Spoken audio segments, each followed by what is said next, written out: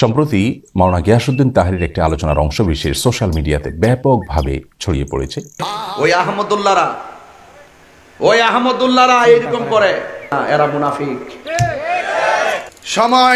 সময় মতো যাই আবার হাত বাড়াবে, এটা একটা ফোকাস। এই মুনাফিকরা ইস্তেসকার মাঠে যাইয়া হাত তুলে দোয়া করে, আর ফরজ নামাজের পর দোয়া হাত তুলে দোয়া করাকে বেদাত বলে। আহমদুল্লাহর গালে গালে নবী আলীর দুশমনেরা এই আসুন্না নাম দিয়া মানবতার ফেরিওয়ালা হইতে চাইতেছ, ইমান জলাঞ্জলি দিয়া কাজে আসবে না।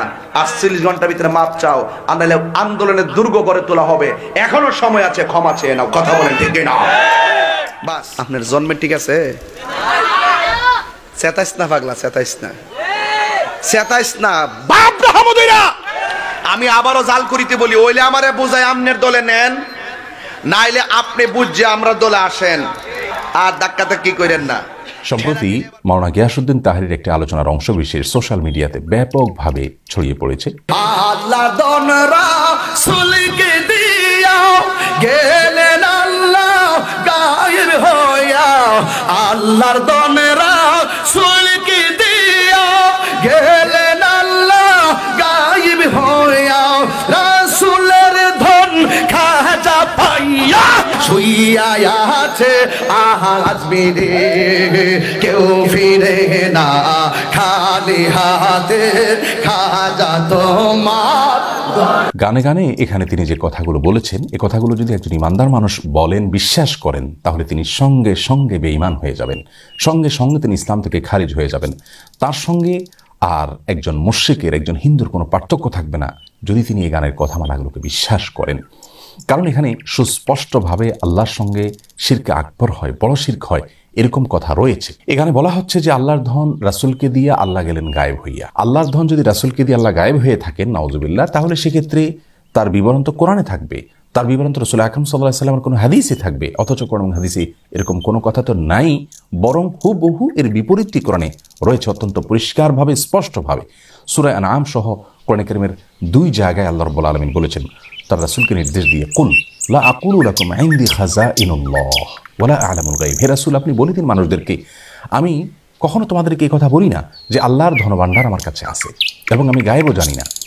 দেখুন, এখানে আল্লাহ রাব্বুল আলামিন পরিষ্কারভাবে তার রাসূল সাল্লাল্লাহু আলাইহি ওয়াসাল্লামকে বলছেন, আপনি বলেন মানুষদেরকে যে আল্লাহর ধনভাণ্ডার আমার কাছে নাই। সুবহানাল্লাহ, কেমন যেন এই গানের খণ্ডনে আল্লাহ তাআলা আয়াত নাজিল করেছেন। গানের কথামালা সরাসরি এই কোরআনে কারীমের বিপরীত। তাছাড়া আল্লাহর ধন রাসূলের কাছে দিয়ে আল্লাহ গায়েব হয়ে গেছেন, আবার রাসূল সাল্লাল্লাহু আলাইহি ওয়াসাল্লাম একটা খাজা পায়া খাজা আজমিরে শুয়ে আছেন। এই যে শেষের অংশটা, সেটা আরও জঘন্য। কারণ আল্লাহ রাব্বুল আলামিনের ধর্মভাণ্ডার যেখানে রাসূল আকরাম সাল্লাল্লাহু আলাইহি ওয়াসাল্লামের কাছেই নেই, সেখানে খাজার কাছে কোত্থেকে আসবে? আবার খাজার দরবারেতে কেউ ফিরে না খালি হাতে। এই যে কথা বলা হচ্ছে, খাজার দরবার থেকে কেউ খালি হাতে ফিরবে না। খাজা কি কাউকে দেওয়ার কোনো ক্ষমতা আছে? পৃথিবীর কোনো কবর, সেটা যত বড় নেককার মানুষের হোক না কেন, যত বড় ভালো মানুষের হোক না কেন, তার কবর থেকে, তার কবর জিয়ারত করে সেখান থেকে মানুষের কোনো কিছু পাওয়ার কোনো সুযোগ আছে? কোরআন হাদিস বলে, ইসলাম বলে, সেখান থেকে মানুষের পাওয়ার কিচ্ছু নেই। রাসূল আকরাম সাল্লাল্লাহু আলাইহি ওয়াসাল্লাম তার এক সাহাবীকে বলেছেন, ওয়াইজা সাআলতা ফাসআলিল্লাহ ওয়াইজা ইসতাআনতা ফাসতাইন বিল্লাহ।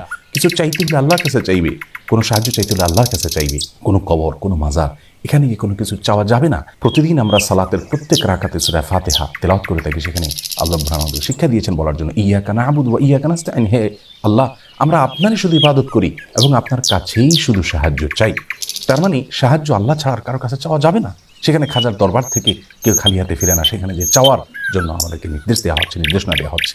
গানের এই কথামালা, এগুলো গিয়াসউদ্দিন তাহরি সাহেব আবৃত্তি করেছেন। সেখানে আল্লাহ রাব্বুল আলামিনকে একরকম নিষ্ক্রিয় প্রমাণ করা হলো যে আল্লাহ গায়েব হয়ে গেছেন, রাসূলের কাছে দায়িত্ব দিয়ে, তার কাছে ধনভাণ্ডার দিয়ে। অথচ আমরা জানি আয়াতুল কুরসিতে আল্লাহ রাব্বুল আলামিন বলেছেন যে আল্লাহু লা ইলাহা ইল্লাহুল হাইয়ুল কাইয়্যুম লা তাখুযুহু সিনাতুন ওয়া লা নাওম। আল্লাহ তাআলা চিরঞ্জীব, আল্লাহ তাআলা চিরঞ্জীব এবং তার কখনো তন্দ্রা আসে না। রাসূল আকরাম সাল্লাল্লাহু আলাইহি ওয়াসাল্লাম হাদিস থেকে বোঝা যায় আল্লাহ রাব্বুল আলামিন কিভাবে পৃথিবী কন্ট্রোল করেন।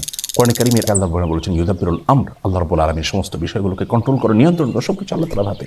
সেখানে এ ধরনের শিরকি কথা একজন মুসলিমের মুখ থেকে কখনো বাহির হতে পারে না। একজন আলেম তো অনেক পরের কথা, একজন ওয়াইজ বা বক্তা তো অনেক পরের কথা। আমরা অন্য যাই করি না করি, অন্তত ঈমান হারা হওয়ার মতো কথা, শিরকে আকবর হওয়ার মতো কথা থেকে আমাদের বেঁচে থাকা উচিত। আল্লাহ রাব্বুল আলামিনের ভয়ে অন্তত